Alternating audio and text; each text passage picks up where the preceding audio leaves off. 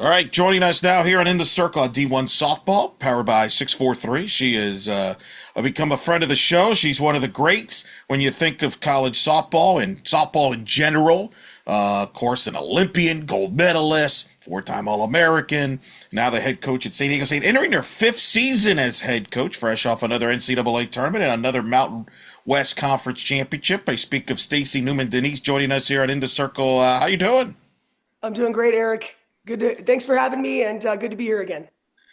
Well, I want to start with you just recently got mentioned in the all quarter century top 25 D1 softball's greatest hitters ever, which, it's impressive since you only, from a collegiate standpoint, you only played two, 3 seasons, I believe, in this century there. But once that came out, what's your reaction there Well, when you to get say that when acknowledgement? you use the word century, it kind of makes you feel a little bit old. But no, it was very nice to be honored, and I thought it was. I didn't dig too deep into the list, but I know that they did. I thought just at first glance was a nice job of kind of digging back a little bit into the history, and then also getting some more current players that are more recently either graduated or just are still in the game in some cases. So, yeah, it's fun to be honored. As a player, I feel like that's so long ago, but it's definitely nice to be recognized.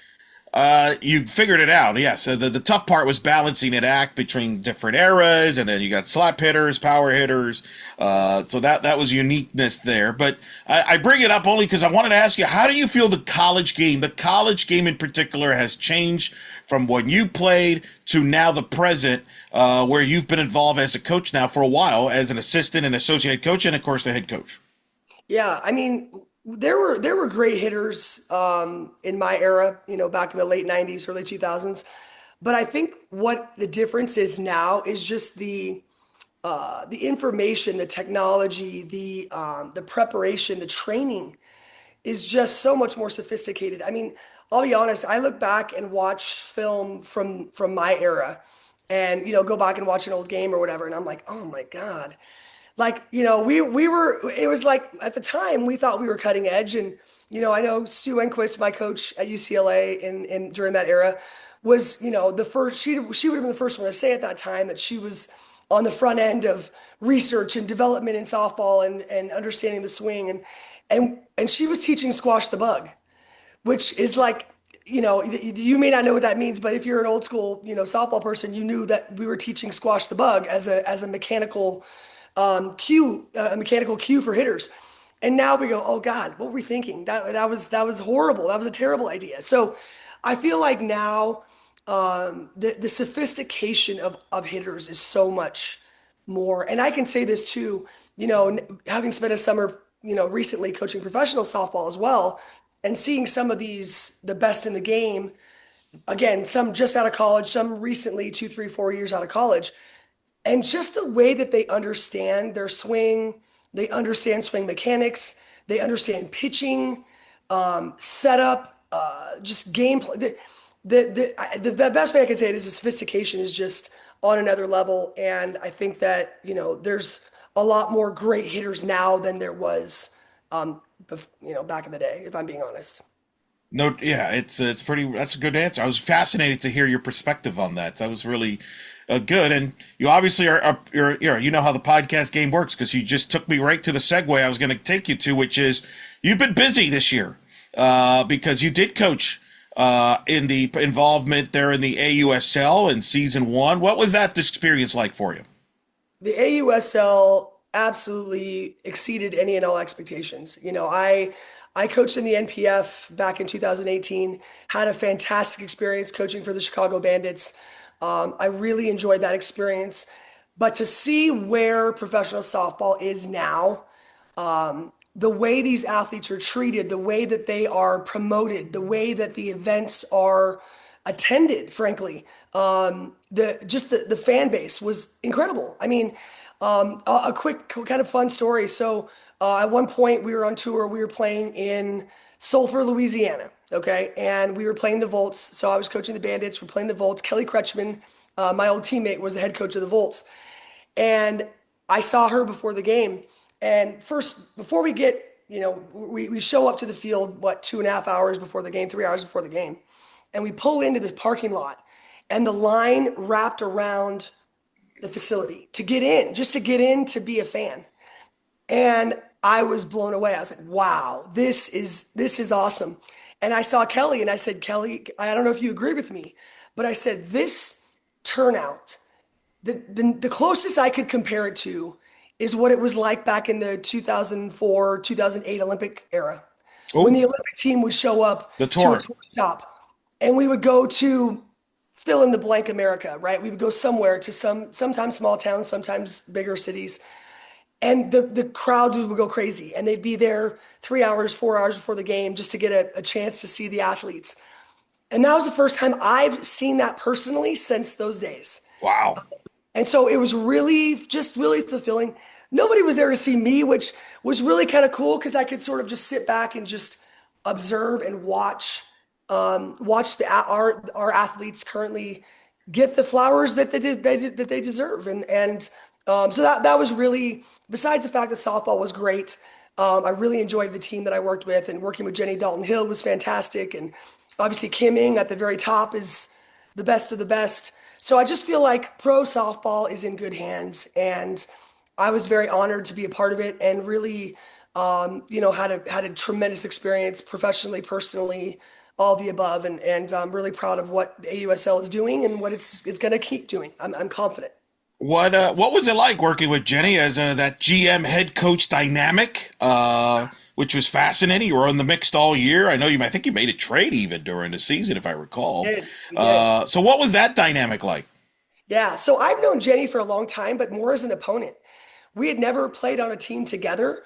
I mean, she was a senior in college when I was a freshman, so I just crossed over with her in college a little bit. But just someone that I knew, someone that we had come from the same travel ball organization. So she had been a Gordon's Panther. This is really dating us, but we were on the same travel ball team, not together, but we'd come through that same organization, and so I knew Jenny Dalton.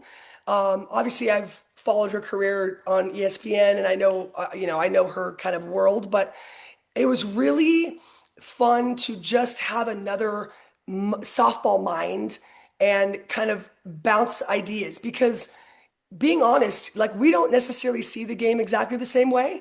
And I think that was enlightening for both of us. I think she appreciated my perspective and vice versa, that we could see the game a little bit in a different way, appreciate different things in players, like even going back to the draft process, like players that she valued versus players that I valued. Oftentimes they were the same, but sometimes they were a little bit different. And so having that kind of mutual respect was very helpful, because I don't feel like she had all the say, and I don't feel like I had all the say. I felt like it was very much a collaborative effort, and I think we had a lot of fun. We laughed a lot. We're both very competitive, and so we wanted to win, and we're really proud of the season we put together. Obviously, we fell short at the very end, but all in all, it was awesome. And she's a friend for life for sure, and someone that I respect, I enjoy. I think she's a good human. She's a great softball mind, and she wants what's best for the game, and that's ultimately what we all want, hopefully.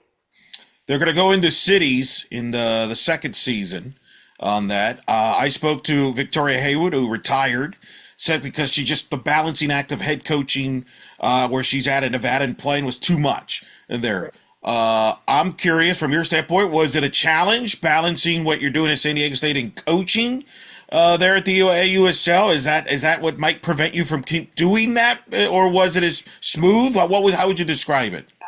It was very challenging. I mean, I think how the summer turned out for me, it would have been challenging regardless, but it became extra challenging when one of my assistant coaches took the head coaching job at Long Beach State. So when Kendall Fern, which, again, bittersweet, I'm like super excited for her, and I was 100% supportive of that, and I wanted that for her. It's what she wanted. I wanted that for her too. So, but that did complicate it. So we were down a couple coaches. I was gone the whole summer. It became a lot. And, thank God for Curly Grimes, our assistant coach, truly, who was a one woman show for most of the summer, and really held it down, and kept us going here at San Diego State.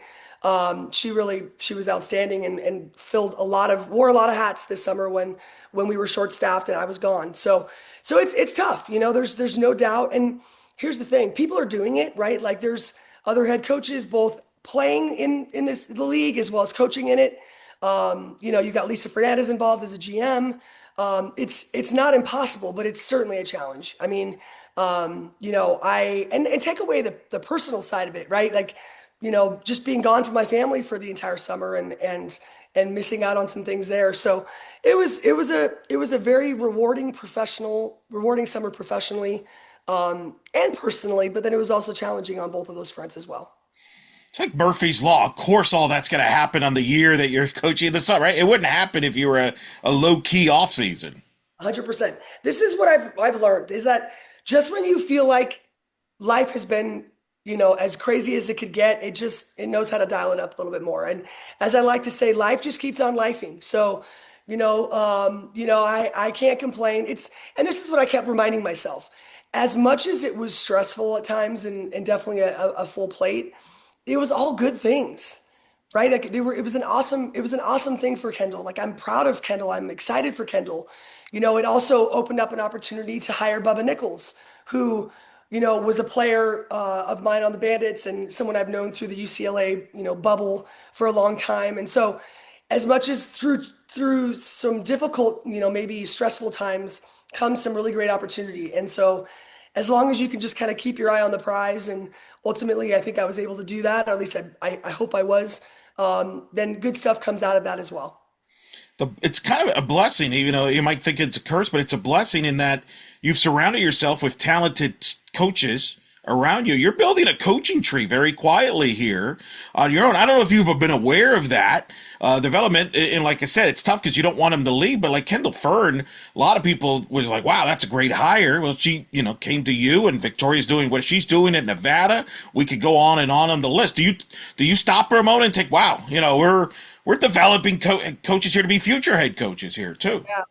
I don't know that when I started my head coaching journey that was like a goal of mine, but I would say now as I'm kind of in it now, I'm in it and I'm getting more and more confident and comfortable in my role every day.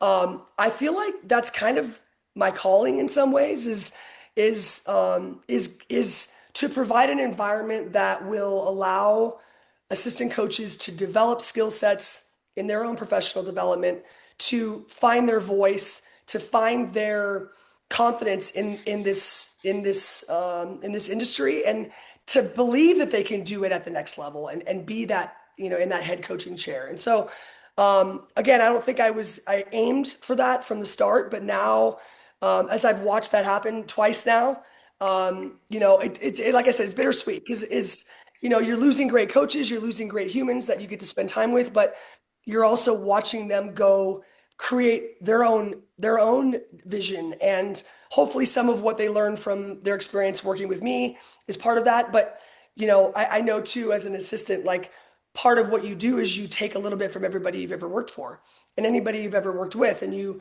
sort of make that into your own recipe, if you will. So I'm proud of Vic Hayward and what as much as we have to go to battle and go head to head, I'm proud of what she's doing and what she's going to continue to do. And the same for Kendall. Like we actually went up to Long Beach a couple weeks ago and played them in a fall game. And it was really fun to just see her just do her thing, and be her own boss and kind of set the direction for her program. And it'll be fun to see how all that comes together for her. And I know it's, she's had some stressful moments too, because it's a lot to take over a position, any job, period.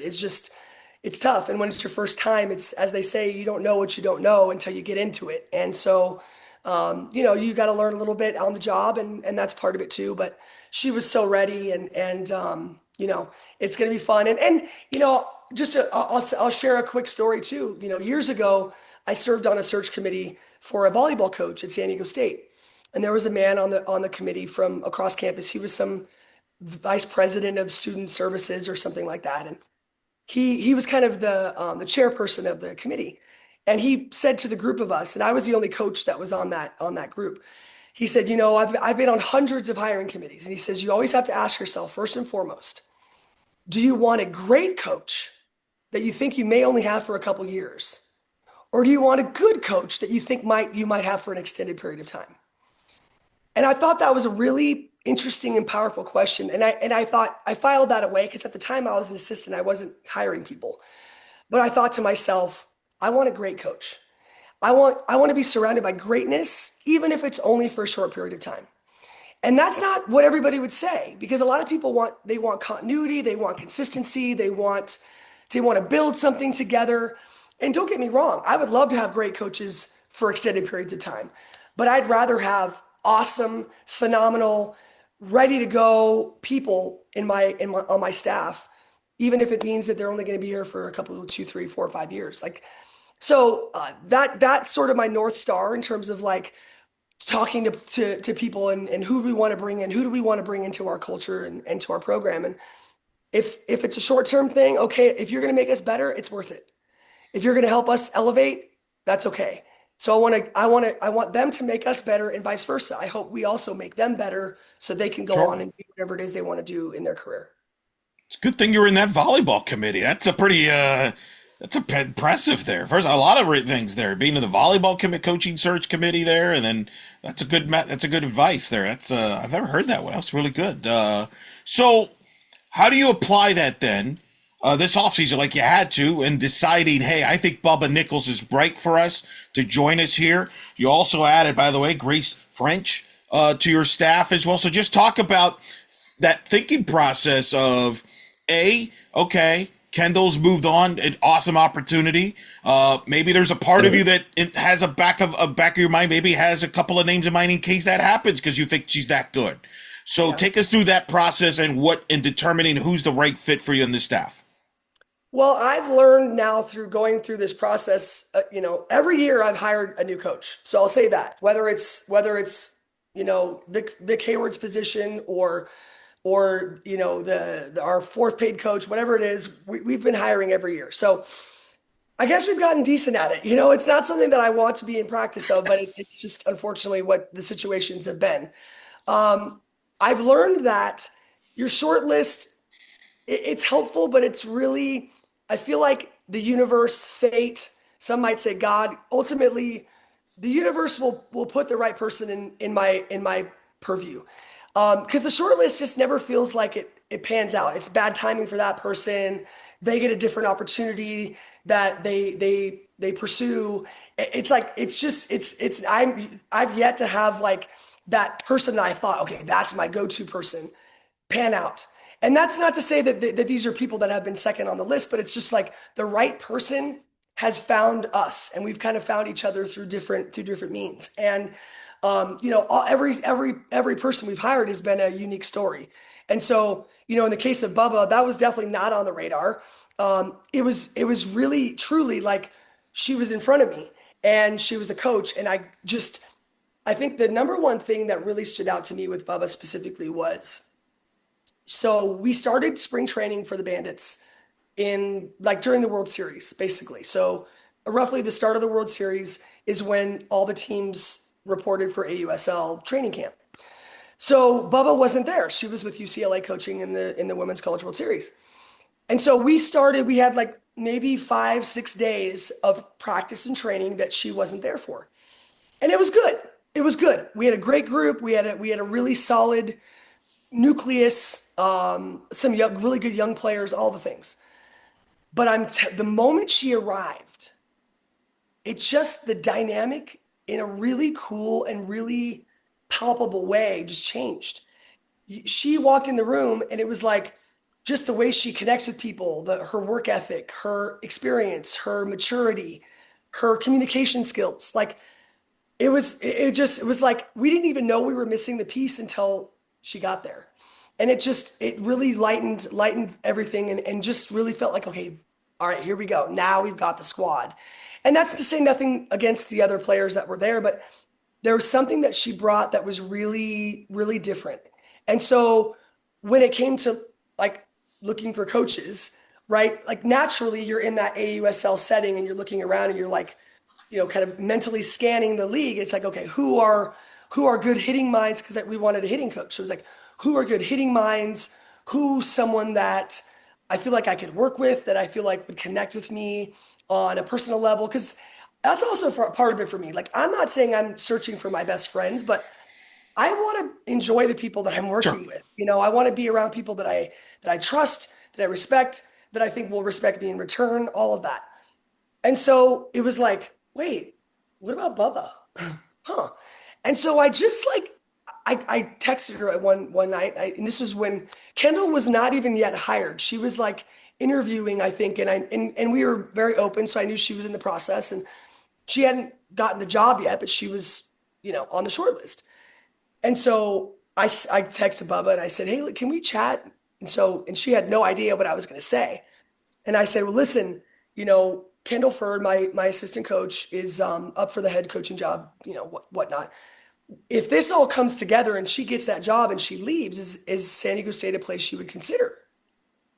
And it was like the wheels just were turning, and before I talked to her, I actually had called Kelly because I'm big on doing it the right way too. So I made sure that she knew that I was going to have that conversation. And so I peppered it to her, and she just was like, again, the wheels were turning. And so that just, I introduced the idea. And then Kendall went on the process, and, Bubba and I had multiple conversations, and, after some going back and forth and her making the decision, ultimately, she was ready for, ready for a different place, and to challenge herself in different ways. And I was very, very pleased and happy that she was willing and excited, and took the chance on us, and is now an Aztec. It's a great story. I talked to her a year ago on the podcast, and I knew she wanted to get into coaching.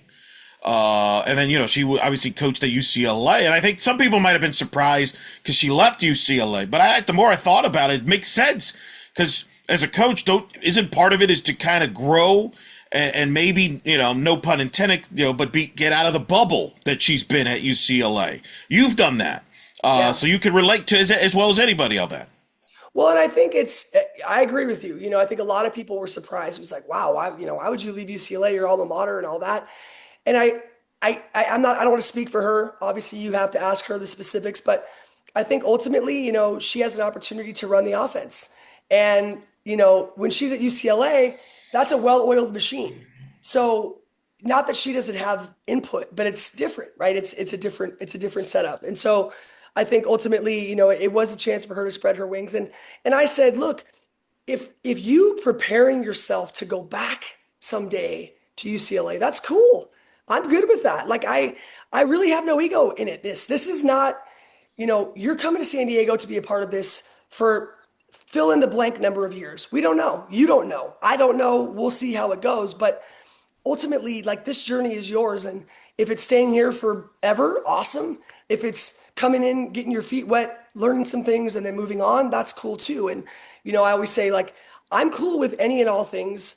I just want to know, just communicate, right? Like, if I don't want to be surprised. That's my number one and only ask is, don't surprise me. I don't want to hear that you're interviewing for a job from someone else.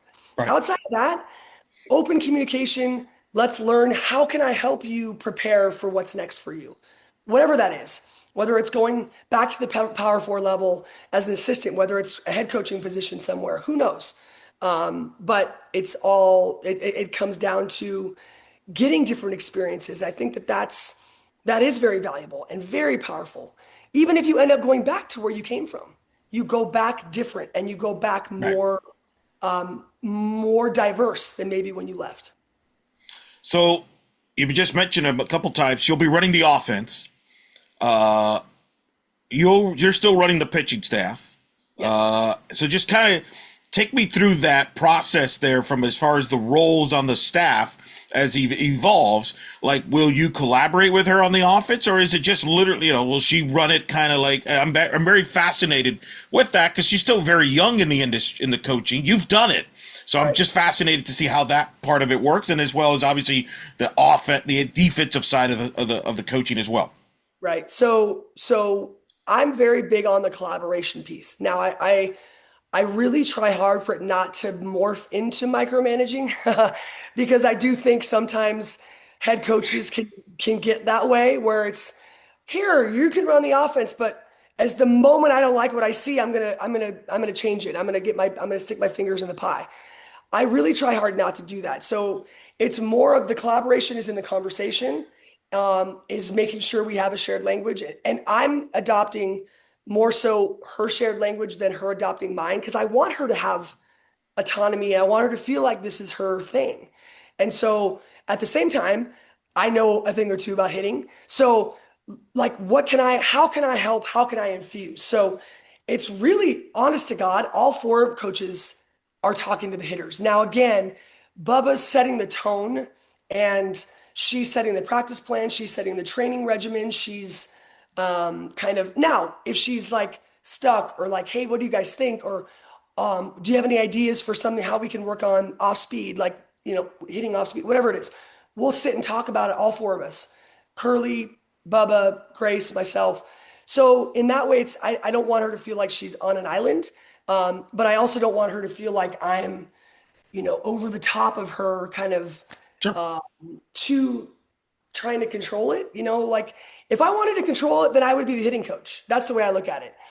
At the end of the day, I want her to learn and grow and make some mistakes.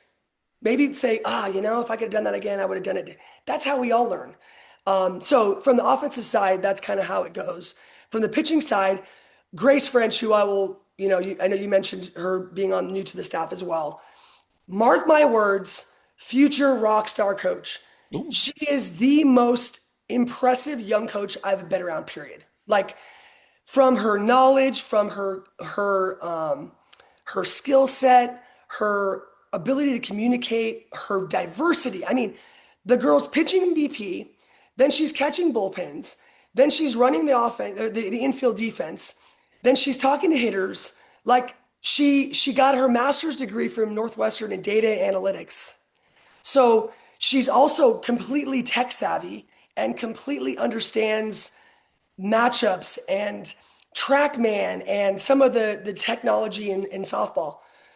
That girl is she's absolute star. And she's so young, she's 25 years old. So I'm learning a lot from her, and she's also part of the pitching piece and part of the hitting piece, and she's in charge of the infield defense. So like we're really, we have some young coaches in some important spots, but I hope and I try and I believe that collaboratively together they have the support they need, but also they're like having a chance to kind of work through the kinks a little bit. And even in the 2 months we've been going, you just see the confidence and the competency just incrementally, titching up every day. And it's really cool. And our players are absolutely adore them. They're so relatable, both of them.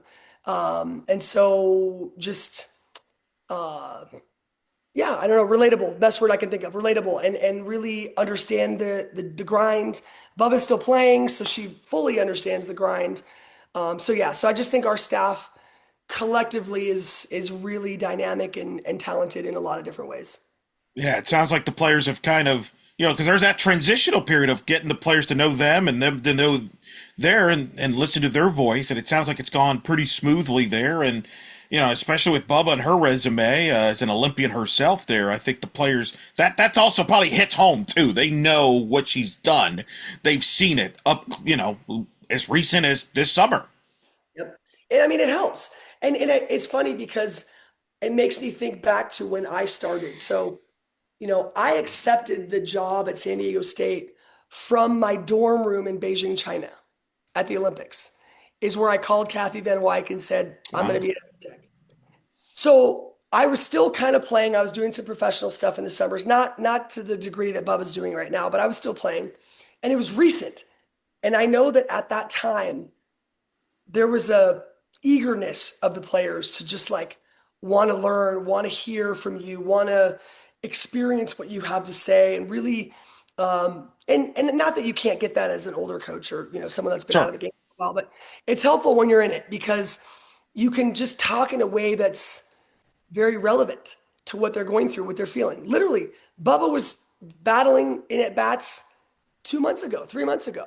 And now she's talking about approach and dealing with failure and all the things that you deal Sure. with.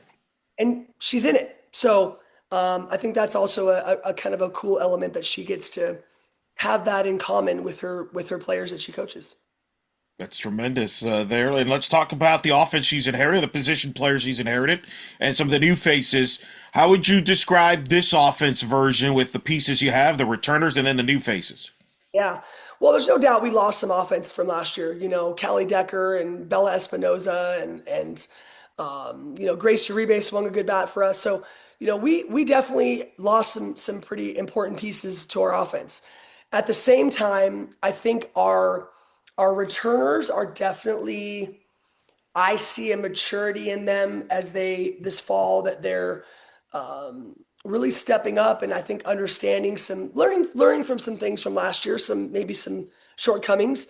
And then, we've added in a couple of great players. I mean, I think right now, Kayla Pollard, who was a mid-year transfer for us and didn't play, but she's battled some injuries and had some things in her previous stops, but she is swinging the crap out of the ball, out of the bat right now. She's going to be a really dynamic player for us on the offensive side. And, I think, I think our returning players are going to be key. Lala Macario, who, is, she's just like real close to being fully released from her ACL surgery that happened last season. So she's like taking at bats. She hasn't been in scrimmages yet, but she's like real close. Probably, maybe even this week, actually. So she's very close, but she's looking really, really good. Quinn Wyke is, I'd put her defensively shortstop up against anybody in the country. Offensively, she was streaky. She had some good moments and some not so great moments. But all in all, she's gonna be really steady for us. And Angie Yellen was our rock at third base last year and swung a really good bat for us and got hot at the end of the season. Again, we've got some really good pieces and we've got some speed as well. We're actually a very athletic team. So I think that base running is going to be something that we're going to push to and challenge defenses and, try to push the envelope a little bit in that way. So I think that right now, this fall, I know the fall is tricky because, sometimes, you're playing a couple of JCs and it's hard to really get a true gauge of where Sure. you're at. But overall, I like what I see, and I think that we're on the right track to having a really successful offensive season. Yeah, Lala's a senior. Time flies. It does. I knew that kid there. Who's a kid or two that you've seen raise their game of the returners on the offensive side? So Julie Holcomb was a kind of a spot player for us last year in the outfield. True triple threat. She's extreme speed. She's got some pop when she swings away. Her swing away is legit. She's very comfortable slapping, but I think we're pushing her to swing away more because she's definitely got some power. Can drop a bunt, steal bases, all that. So I think that's someone that we've seen really kind of level up. I'd say towards the end of the season, she kind of ended on a high note and really like where she's at. Shannon Cunningham is a senior first baseman. Again, had some really big moments for us throughout the course of the season, but the consistency piece is what we've been chasing with her is just getting her to maybe settle in a little bit and just let her natural because literally the girl when she connects, like she hits it into the other, she hits it in the other stratosphere. But I like what I've seen with her maturity wise. And then I think I mentioned Kayla Pollard, but I haven't, leveling up. I don't know if I'd say that, but in terms of her impact on our offense, is going to be extreme and it's going to be significant. And her maturity as a hitter, like just her softball IQ, her understanding of swing mechanics and how to like approach at bats and things like that. It's professional, honestly.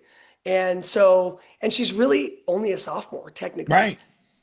So it's going to be crazy if we can keep her healthy and dialed for 3 years. Like, I mean, she has the potential to be an All-American. She's that good. She is really that good. And I mean, she was a top 5 recruit coming out of high school. Right. So she's got the skill set. It's just finding the right environment. And I think health-wise, keeping her healthy is going to be our challenge. But really excited to see what she can do. Do you envision her as a DP because of that to try to protect her and to keep her healthy, or could you see her playing a defensive position? No, I think she'll play a defensive position, and that's the thing. She's stinking versatile. She can play middle infield. She can play second base. She could play short, but second base. She can play third. She can play first. She honestly could play anywhere. And, that's something that we've had some conversations because, it's that idea of, we're not moving you around in these different positions because you're not good enough. It's because you can. You can do that. And I think sometimes she's like, I just want to settle in at a position and, and we're still trying to figure out what the best combo of all that is going to look like. And, at the end of the day, she wants to play. So I know that when it comes down to it, she'll be fine wherever she needs to go and play defense. But, she's versatile. So it's a great problem to have is we can put her in any of those spots and she's solid. Interesting. I'm fascinated to see where you put her in the position there. Who are some of the other new faces that you could see challenging to play either a defensive position in the lineup that could make some noise here and sort of contribute? Yeah, well, I think our biggest area of newness is our pitching staff. Yeah. So we one returning pitcher. So Ava Schafel returns. I think she threw 40-ish innings last year, maybe something like that. So not a ton of innings under her belt. And then we have two freshmen, and then we have three transfers.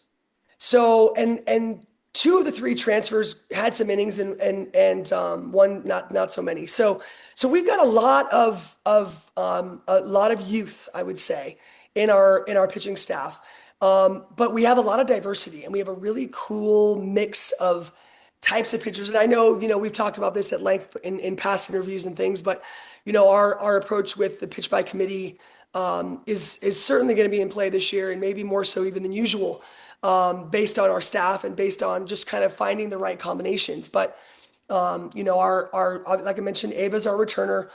Our two freshmen are Montse Reyes Cardenas, who played at a high level travel ball, high school kid, great experience, played for the Corona Angels, was their ace for a good part of her senior year. And again, pitched in some big games and is just she's still figuring it out, right? She's settling into the college game and just kind of the pace of things, but overall has a really high upside. Maddie Corda is another freshman, lefty. So she's our one lefty on the staff. She's down and up, very, very good, upper 60s velocity from the left side. Very, just kind of like bulldog mentality, which I love, like really not scared, or at least doesn't seem that way. She's very poised on the mound. So those are our two freshmen. And then we brought in three transfers. So Faith Jordan and Kiana Pua, both from Fresno State. So both of them, well, actually, Faith got injured at the end, midway last season. So we never actually saw her pitch, but she was kind of their number two for Yeah. most of the year. And then Kiana was kind of stepped in and became the number two when Faith got injured. Both really good down ball pitchers, also with a little bit of up, and pretty good off speed as well. And Faith had good amount of innings until she got injured. And so she's still kind of coming back and getting it back into the swing of things. But the two of them are pitchers with experience returning. And then Candace Taro comes to us from Utah. Didn't get a lot of pitching time, but is a San Diego kid, so we knew her. We actually recruited her out of high school. And so good, really good rise ball, good off speed, kind of more of a spinny type pitcher, not super hard velo, but good like up stuff, which is a nice complement to a lot of the down that we have. So, again, this, we look for diversity in our staff and have six arms, have six pitchers right now. So, keeping them healthy and getting those that, Faith coming off of injury, getting her Sure. 100% is the goal and the challenge. But all in all, I mean, I think we have some good options. We've just got to see what we're made of because we don't really know. It's a new group. So Yeah, yeah. I think as a pitching coach, I've got my work cut out for me, but excited for, what we've got ahead of us. I was gonna say, is this the youngest, and if not the youngest, maybe the most? I don't want to say unknown because you're familiar with them, but as far as unknown, as far as what they've done as an Aztec, Yes, wearing the jersey, is this the youngest you've had especially since you've taken over the pitching? absolutely. So my first year we had Maggie Ballant. Yeah, So she was the known entity. She was a senior, whatever. Then we had Allie Light, yeah. for a couple years. Then last year we had, Didi Hernandez, who was a total stalwart and consistent pitcher for us for 4 years. obviously we brought in different pieces each of those years. In 2023, we had Sarah Lehman who came in for 1 year. It was awesome for us that year. And last year we had Gracie Uribe, who was awesome for us last year.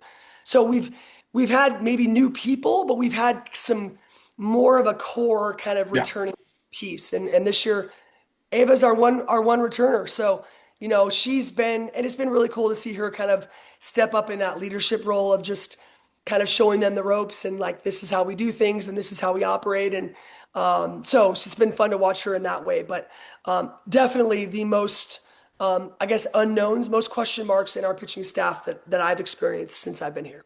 Does that change your style from a pitching calling or even pitch teaching and kind of because you're still learning the pitchers and they're learning you and there's because I've had coaches that have told me here that there'll be times where they learn stuff about their pitchers until February when the games matter and the lights, right? Because it's one thing in the fall and you get to know, but then how do they do when the lights go on?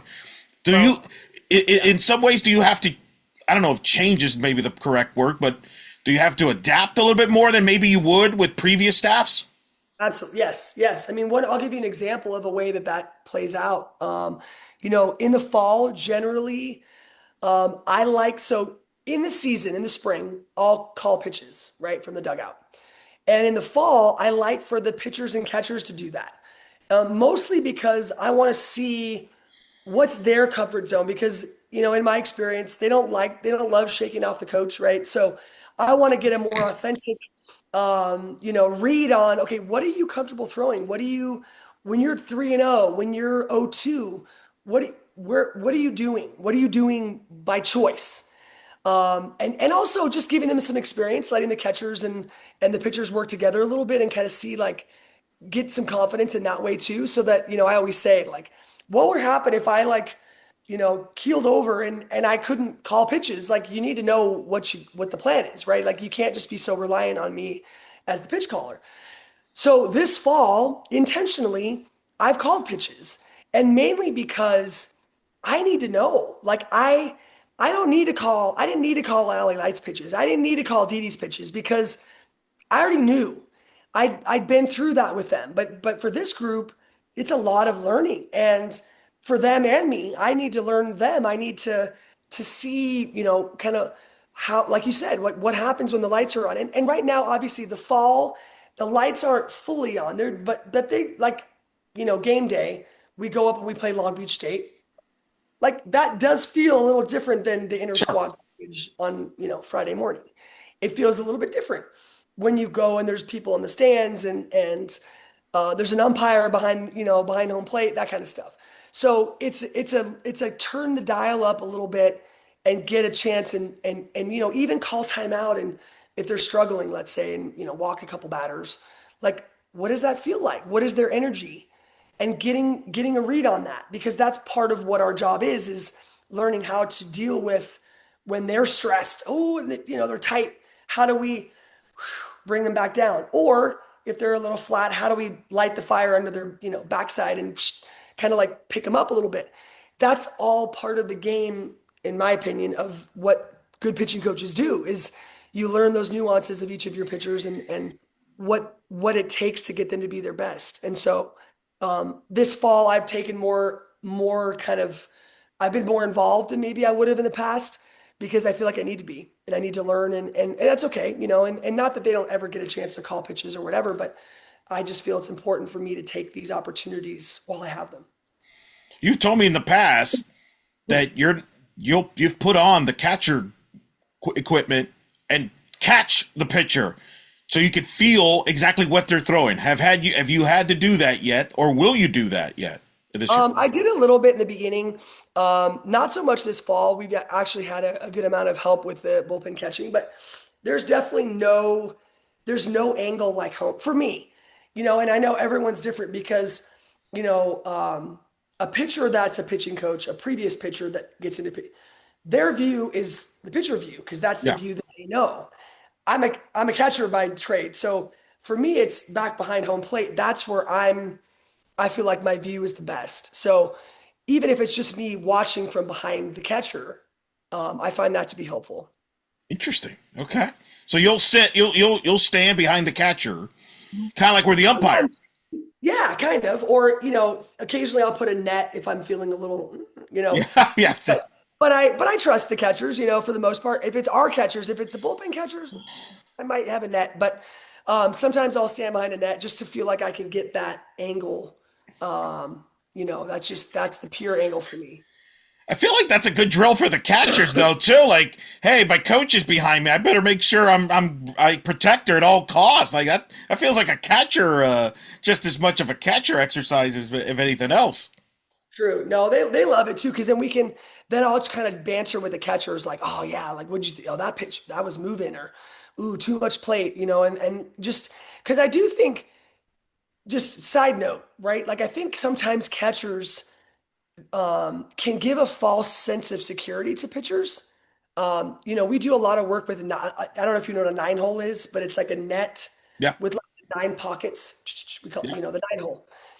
And the pitchers hate throwing to a nine hole because it doesn't, but the nine hole doesn't lie. The nine hole doesn't move, and either you hit that spot or you didn't. yeah. There's no like framing or vice versa. Like where, the catcher that maybe the ball, they take the ball out of the zone.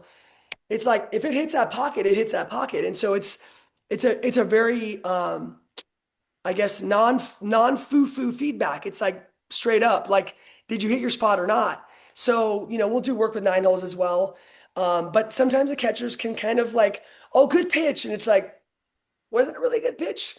Probably not. Like it wasn't exactly where we wanted it to be. So giving them some kind of instruction on like, this is what we want out of that pitch. Like not giving the pitchers a false sense of security on what they think was a good. Do you have leaders right now, or is that still evolving? I would say that's an area that has been a point of focus for us is really finding those leaders.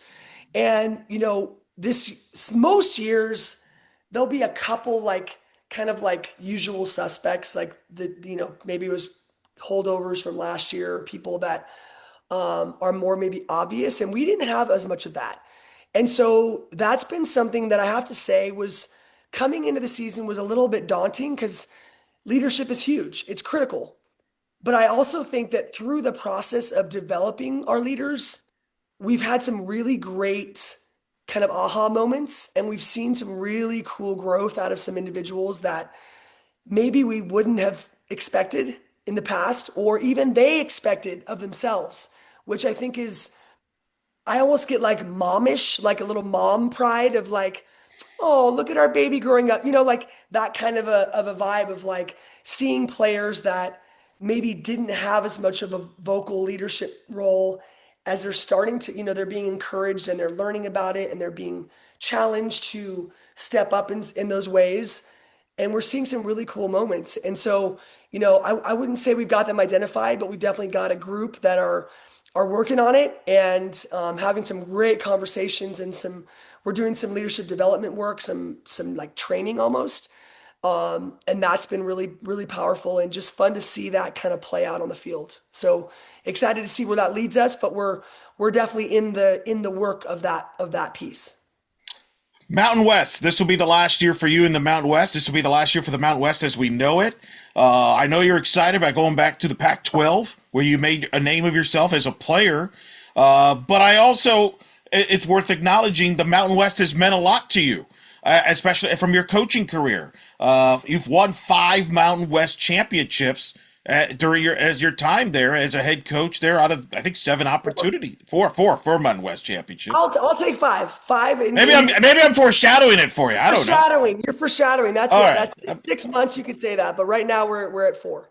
Including last year's Mountain West championship that you won. So, what's that like for you? Because the Mountain West has been a big part of your coaching career, but yet obviously that's the way the life is in college athletics, and you're getting ready to transition into the Pac-12. Yeah, I mean, I'm very proud of the Mountain West and the role that we've played in it and the success we've had in the conference. I mean, it's the only conference I've known as a coach. That's it, and there's been teams that have come and gone and things of that nature, but the MW on the jersey is all that I've known as a coach. At the same time, I'm really excited and highly anticipating what the new Pac-12 is going to look like and what that's going to feel like. And, the competitive level is going to be outstanding. I mean, I didn't read the article yet, but I did see something the other day. I think it was a fall report on Texas State. And I was like, that's a future opponent, right? Like that's Yeah. not a current opponent, but that's a team that I haven't had to have on my radar, and I got to have them on my radar now. Moving into the future. So, obviously we've got our work cut out for us this year. I think, obviously Nevada is going to be, and then, Vic's going to have them ready to go, and I think my prediction is that they are the most seasoned pitching staff. I think they lost a lot of offense, but I think their pitching is going to be to be reckoned with. And I know they always can swing it, so I'm not saying they won't hit, but I think the pitching will be what sets them apart. Obviously Fresno State returned they lost a lot, but they returned some great offense as well. Boise State always reloads. They lost some key pieces, but Justin always does a great job. I think GCU, GCU is no joke. I mean, I'm happy that their ace pitcher is graduated, but I know they brought back pretty much all of their offense. And I haven't done a super deep dive on them, but I know that they were top 25. So Well, that's and all they I bring back a lot of pitching too. Yes. So yeah, and which to me makes this league even stronger this year. That's what I'm excited. Like, and I mentioned it was the number 6 conference in the RPI last year. I don't know if people realize now you add Grand Canyon. You mentioned Fresno with Charlotte Morgan, which by the way, I've said this. No conference has the star-studded head coaching names like you all do in the league. I think there's a great chance you all could be a multi-bid league this year. I think that with adding GCU, that definitely helps our cause. And trust me, that the coaching calls and things. There's a level of frustration because I think for different years, different teams have felt like they got slighted. Obviously, last year we all felt like Nevada should have been an at-large bid. There was years past where Boise could have been an at-large bid and they didn't get it. So, going back even further, there were years that we thought we should have been an Yeah, at-large no, that was, I bid. remember the first time you came on the podcast, you were still the associate head coach. It was just the year after you had just gotten snubbed. Yeah. I believe, right? And it was funny because I thought of that for Victoria because I felt for Victoria last year because they win the regular season title, but they get knocked off in the conference tournament, don't make the championship game, and they get snubbed as a result of that. And I just wondered actually because I wondered what went through your mind because you've been in those shoes of thinking you're might have a shot to get in or things happen and then you don't get in. Right. It's an imperfect science, as we know. The RPI and the KPI and all these other metrics and things. And at the end of the day, there's certain things within your control, and there's a lot out of your control. There's even scheduling is somewhat in your control and largely out of your control. You go to tournaments and there's a little bit of give and take on who you're going to play, but a lot of times it's who's coming to your tournament. We're at a position where we're trying to host more events. We're hosting 3 weekends in the first 5. So, we do our best to bring in quality teams and high RPI teams, or at least, a mix. And I think we did a pretty good job. We've got a pretty good, but we also have to play a tough schedule. We have to be okay with playing Texas Tech and playing Oklahoma and playing, some of these teams because, unfortunately, in conference, it's a mix. There's some that are competitive RPI wise and some that are a little bit lower. And so we've got to find that balance. But again, you bring in a GCU, immediately the conference RPI is elevated. Now in when we get into season, it's our jobs individually as programs to be competitive and win games and do all that to keep that on the edge, right? Sure. Because it can vary. You can go in with expectations and not do so hot, and boom, RPI drops. Vice versa, you can go in and exceed expectations, and your RPI is better than anybody thought. So it's never a perfect science, but certainly adding GCU helps us. It also makes it more challenging to win the conference, to win the tournament, things of that nature. But that's the way we want it, right? Like I want to be challenged. I want to know that if I win a conference title, that I earned it, and I did it, and it wasn't just some kind of cakewalk. And it's never been that way. It's not going to ever be that way. It's not going to be that way in the Pac-12. But first and foremost, we've got to get through 2026 season and this mountain, kind of bon voyage to the Mountain West. And really our goal is to put that number 5 championship, number 5 postseason and do our thing. But it's not going to be easy. We know that. Well, you mentioned the scheduling. That's helped you. Like, I mean, I think of last year, you had a great start to the season with a great tournament, I believe, in Clearwater. But then, things you hit some rough waters. Well, the funny thing about last year, we go to Clearwater, Yeah. we go 5-0, and Yes. we were we got ranked, we popped into the Yep. top 25, and then we went to Fullerton, we went 0-5. Right. The complete opposite of what you would think would happen No, with a West Coast exactly. team. We got very, very humbled very, very quickly. And it was, a combination of bad luck and bad breaks and some weather things and some weird stuff happened. But regardless, we got humbled. And so it was definitely, we saw the highs of the season, we saw the lows, but this goes back to kind of philosophically the way we communicate with our team, the way we talk about things is everything we do is a buildup. So we never want to peak. I don't even want my players to peak in February. I want them to peak in April when it matters most. And when it matters most is in the conference season. So yes, we want to play well. We want to win games. We want to do what we need to do to set ourselves up in the preseason. But ultimately, the conference season is that's where we make our money. And having a tournament as well, we've had 3 Mountain West tournaments. We've won 3 Mountain West tournaments. That's not easy to do. That's not going to be easy to do this year. And this year we're going to Reno. We're going to Nevada. So another place, right? Like elevation, ball flies, like anything can happen in those spaces. So, it is what it is. It's part of our kind of the fabric of our program, but we're really talking about, I'm not trying to go 26-0 the first 5 weeks. Sure. That's not my goal.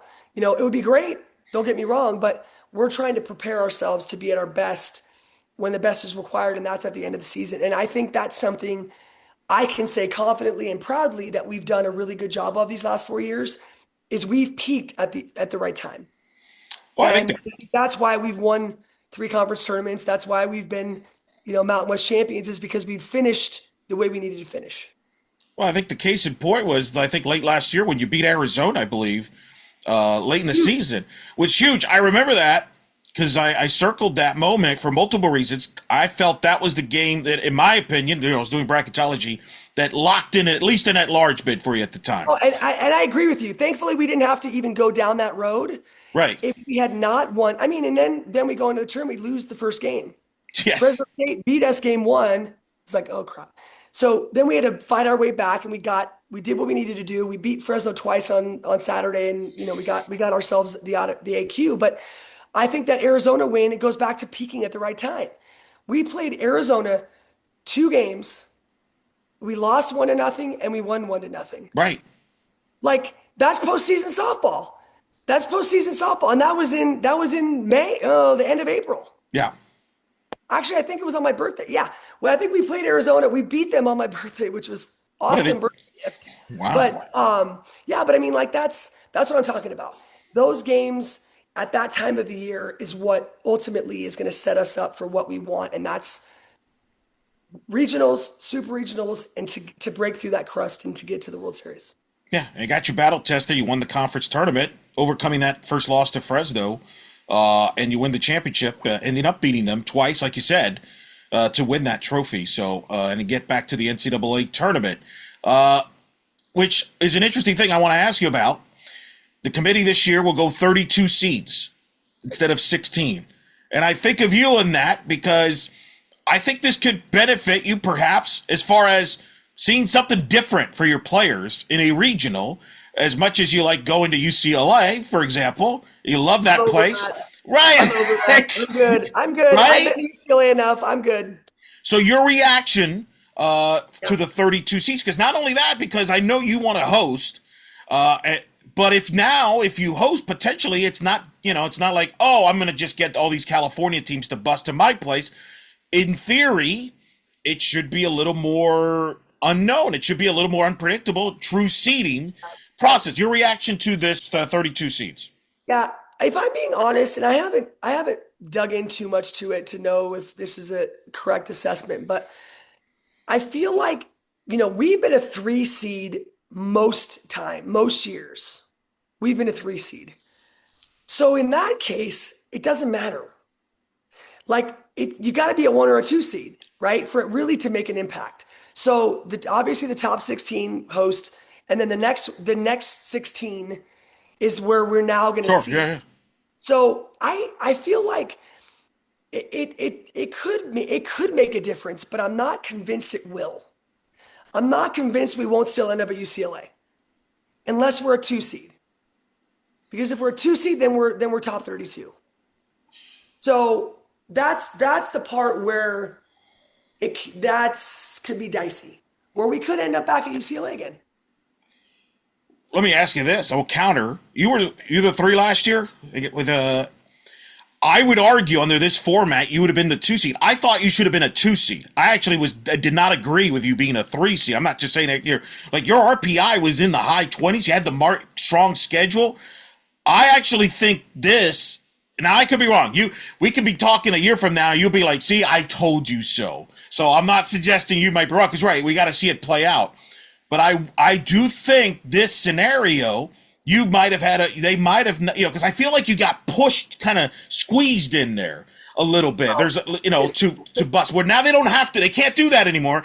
They will be called out. Hey, why did you put this team as a 3, not as a top 32 seed despite the resume? That would be my counter. But, I think it is a wait and see to your point. Well, the thing that always gets me, and I don't know that this last year was the case, but in the previous 3 seasons of us going, at me as a head coach, us going to the regionals, we were in the number one most difficult region in Yep. the country. Yep. 3 years in a row. Yep. And I don't think we were last year. I think we were like 4, but still. It's pretty strong. Oh, regionals. We're not going Right. somewhere where we're like, the path is clear. No way. Like UCLA, and I say this like we always feel like we get the short end of the stick, but I feel like UCLA really gets the short end of the stick. Like, why do they always have to host the most difficult regional, in the country because of where they're located? Like that's whatever. So Right. I'm happy. I think that we're on the right track. This is a great move. Let's wait and see how different it actually ends up being. I don't know. I hope I'm wrong, but I'm not convinced it'll be that different. No, you're right. You're right. And in theory, this is supposed to balance it out a little bit more. I had you as a 2 seed last year. I think this formula would force him to put you, quote unquote, as a 2 seed and everything. But you might be right. You might be texting me on selection night, CC, and I'm like, I told you so. On that, because we've had some texting during the on selection Sunday. I was right though. I did tell you where you were going last year, and I did nail that part. Yes. The good news for you. But Yes. to be fair, that wasn't even, you didn't even have to think that hard about where San Diego State's going to end Hey, up. I never said I was a genius. I just said my prediction was correct. And at least you don't have to stay up till 3, 4 in the morning like I have to do some during that week and figure some of this stuff out. So we'll see how it plays out. We'll see how this goes. My last question, as you're still learning your group here through this fall and you get to February, what are a couple things you're looking forward to finding out about this group and learning about this group that you think will help determine this upcoming season? Yeah, well, I touched on it, the leadership piece, and something that I think this group has really stepped up is they've embraced the growth mindset to kind of stepping into and stepping up into some roles that maybe are not first nature. And I think that that's, from a coaching perspective, that can be a little scary because you don't have like, okay, most coaches could probably sit here and tell you who their 3, 4, these are our go-tos, and I can't really say that.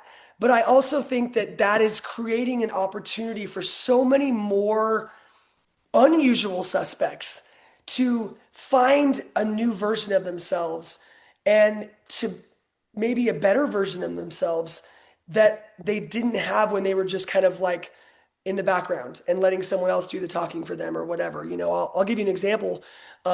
We had or it's actually a sophomore, one of our sophomores who is an important player for us, but also very shy, right? Very quiet, very introverted. And we had some recruits on campus. And what we like to do is we have a panel. So we put our players kind of like a little panel setting, and we let the families and the recruit families and their the players and parents ask questions like, what do you tell us about why you came to San Diego State, or what do you love about this, or what's a day in the life, like hear from the athletes. And this sophomore volunteered to be a part of the panel. We were like, oh, okay, cool, because that's not her jam normally.